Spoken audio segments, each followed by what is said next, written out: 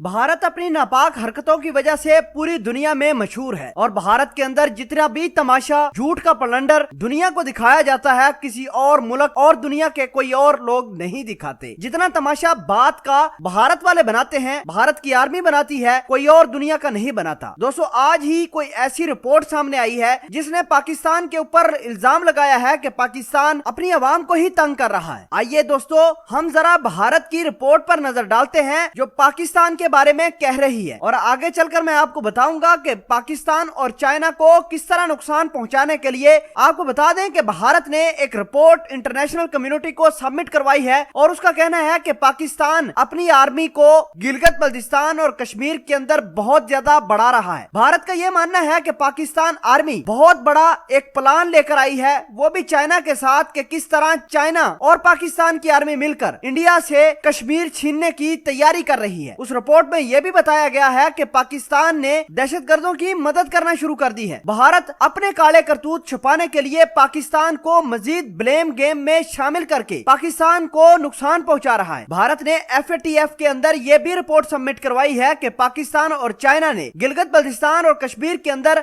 फौजी रूल लगाने की कोशिश करने वाले हैं। इसके अलावा पाकिस्तान को ब्लैक लिस्ट करने के लिए भारत ने पाकिस्तान पर इल्जाम यह भी लगाया है कि पाकिस्तान ने जितने भी कश्मीर गिलगित बल्तिस्तान के राइट एक्टिविस्ट और पॉलिटिशियन हैं उनको भी गायब करना शुरू कर दिया है। आपको बता दें कि भारत की आर्मी हमेशा से गलत बयानी करने में पेश रही है। अब इनकी गवर्नमेंट ने FATF और वर्ल्ड कम्युनिटी को कुछ दरखास्तें दी हैं चाइना के बारे में और पाकिस्तान के बारे में। मैं आपको ये बताना चाहता हूं कि पाकिस्तान के कड़े स्टेप लेने की वजह से FATF ने पाकिस्तान को रिलीफ दिया है और पाकिस्तान को अप्रिशिएट किया है कि पाकिस्तान ने जिस तरह के काम दहशतगर्दी को खत्म करने के लिए किए हैं वो काबिल सताइश है। ये बात भारत को पसंद नहीं आ रही। भारत ने एक और रिपोर्ट सबमिट करवाई है। भारत ने पाकिस्तान के बारे में ये इल्जाम लगाया है कि पाकिस्तान दोबारा अपने लॉन्चिंग पैड तैयार कर रहा है, बहुत सारे दहशतगर्दों को वहीं भर्ती करके ट्रेनिंग भी दे रहा है और बहुत सारे लोगों को भारत में पेनिट्रेट करने की मदद भी कर रहा है। ये तमाम तर इल्जाम पाकिस्तान के ऊपर लगाए गए हैं। और दूसरी जानब भारत ने चाइना पर इल्जाम ये लगाया है कि चाइना और पाकिस्तान मिलकर अपना बिजनेस दुनिया के ऊपर बना रहे हैं और बेजा